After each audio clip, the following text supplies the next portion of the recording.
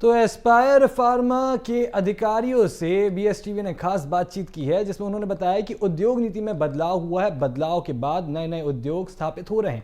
Aspire pharmaceutical industry का शुभारंभ हुआ है। 55 करोड़ की लागत से फार्मा इंडस्ट्री स्थापित की गई है। सीएम साय ने शुभारंभ किया है एस्पायर फार्मा का।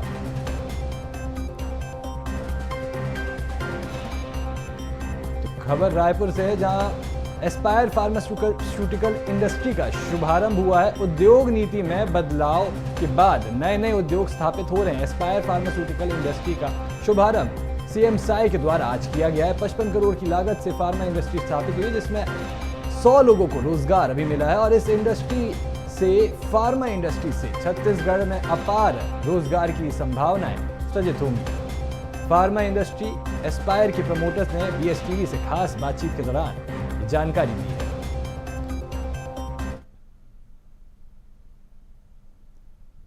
सरकार की ओर से लगातार उद्योगपतियों को बढ़ावा देने के लिए लगातार उद्योग नीतियों में बदलाव किया गया और इसी का एक बड़ा फायदा देखने को मिले कि नवा रायपुर में एस्पायर मेडिकल जो कंपनी है वो यहाँ पर स्थापित हो चुकी है और कई दवाइयों का उत्पादन अब सीधे नए रायपुर से होकर, जिसका सप्लाई पूरे प्रदेश भर में होगा। हम सीधे बातचीत करेंगे उज्जवल दीपक जी से। आप लोगों के प्रयास से छत्तीसगढ़ को एक नई पहचान मेडिकल फार्मा इंडस्ट्री में देखने को मिले, किस तरह से इसकी शुरुआत हुई और कितना फायदा होगा?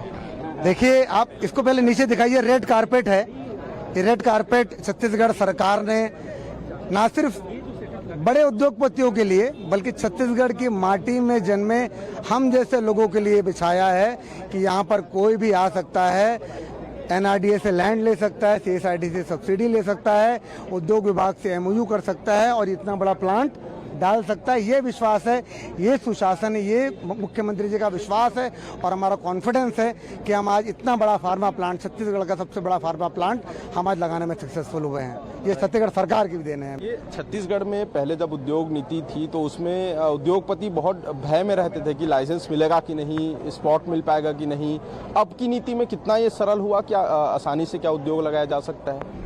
देखिए, मैंने आपको पहले ही बताया कि छत्तीसगढ़ सरकार रेड कारपेट बिछाई हुई है किसी के लिए भी, सिर्फ बाहर के बड़े उद्योगपतियों के लिए नहीं। हमने सिडबी से लोन लिया है, बहुत ज़्यादा कैपिटल नहीं था, इसके बावजूद सरकार ने हमें कॉन्फिडेंस दिया, आश्वासन दिया, सस्ते रेट पे ज़मीन दिया, ये इंफ्रास्ट्रक्चर दिया और सारी चीज़ें, सारे अप्रूवल्स, सारे लाइसेंस हमको रिकॉर्ड टाइम पे मिले, जिसके कारण हम ये कर पाए।